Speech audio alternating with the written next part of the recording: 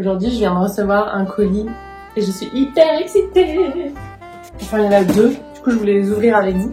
Oh waouh! J'ai reçu des superbes Princessia. Ou autrement appelé aussi étoile de Noël. Oh là là, c'est trop beau. J'en ai reçu deux, je vais pouvoir en mettre dans la cuisine et au salon. Je vais vous les ouvrir pour que vous les voyez mieux. Donc le Princessia, hein, l'étoile de Noël, c'est la plante tropicale, mais de Noël par excellence.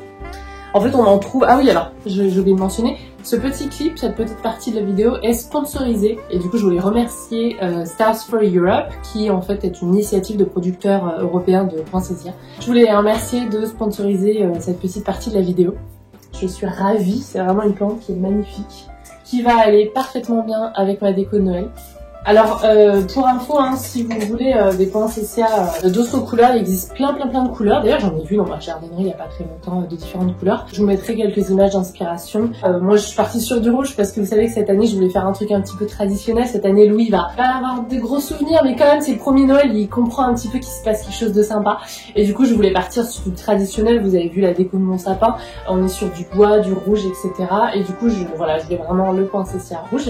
Mais voilà, vous avez plein d'autres couleurs disponibles pour le Princessia et voilà, suivant votre déco de Noël, votre table de Noël, il faut en profiter. C'est magnifique. Alors le Princessia, petit rappel, il est disponible en jardinerie de octobre jusqu'à janvier.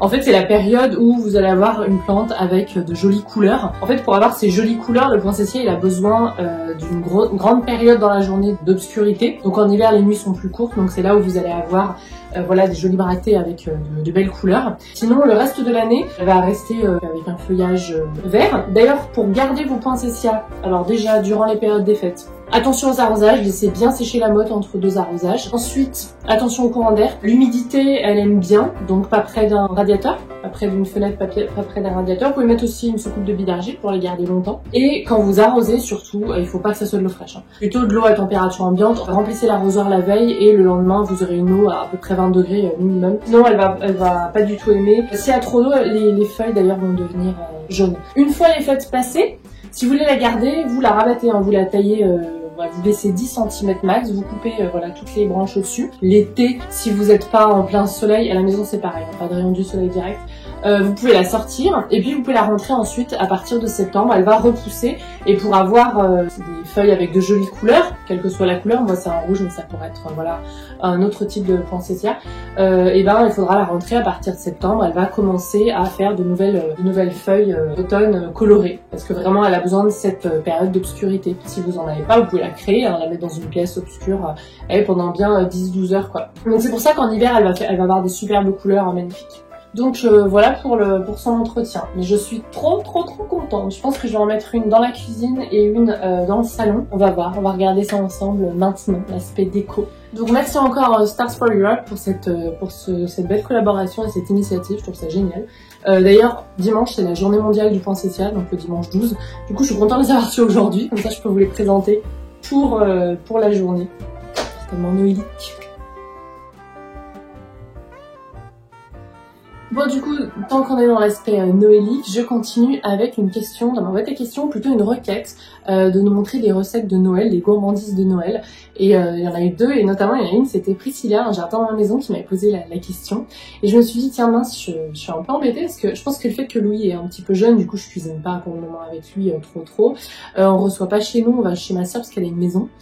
Du coup je me dis, mince, je suis un petit peu embêtée, même si je vais vous montrer des recettes tout au long du Vlogmas. Et je me suis dit, bah tiens, toi Priscilla, quelles sont tes recettes préférées? Montre-nous tes recettes, tes gourmandises préférées.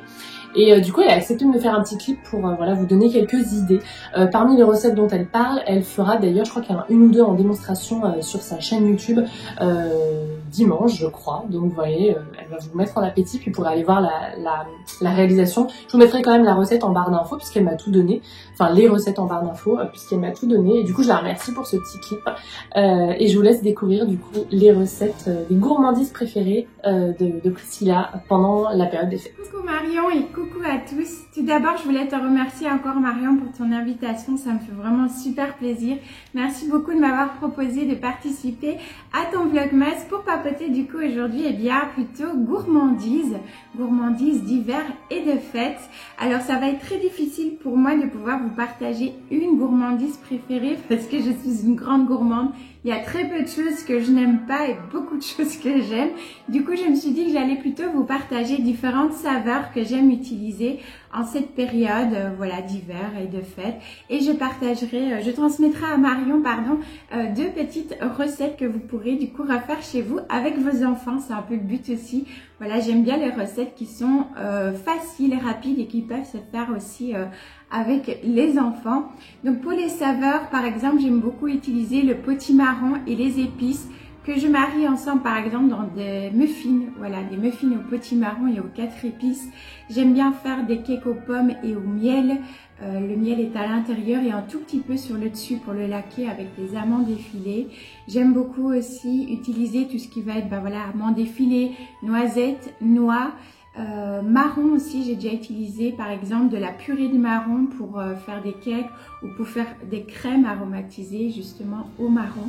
Et au niveau des fruits, des pommes, des poires, des fruits de la passion également. Et pourquoi pas aussi, on n'y pense pas souvent, mais des salades de fruits que l'on va servir plutôt tièdes avec aromatisées aux épices, avec par exemple de la badiane, donc de l'anis étoilé, du 4 épices, de la cannelle, du gingembre.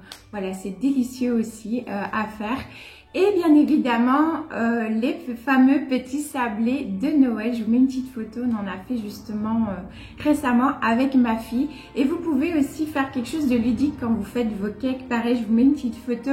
Ici, par exemple, on a fait un double cake. Le premier, vous faites des formes qui vont servir d'insert pour le second cake qui... En général, du coup, va être plutôt au chocolat, mais le premier, vous l'aromatisez à ce que vous voulez. Ça peut être au café. Nous, ici, on a mis des copeaux de noix de coco à l'intérieur. Voilà. Enfin bref, vous avez vraiment une multitude de possibilités pour vous éclater en pâtisserie à cette période aussi de fête. Donc voilà pour mon petit partage, j'espère que ça vous aura plu et à toi aussi Marion et que ça vous aura peut-être donné des idées et des envies de pâtisser avec vos petits bouts de chou. Je vous laisse là du coup et je vous fais des bisous à tous et bisous à toi aussi Marion et encore merci.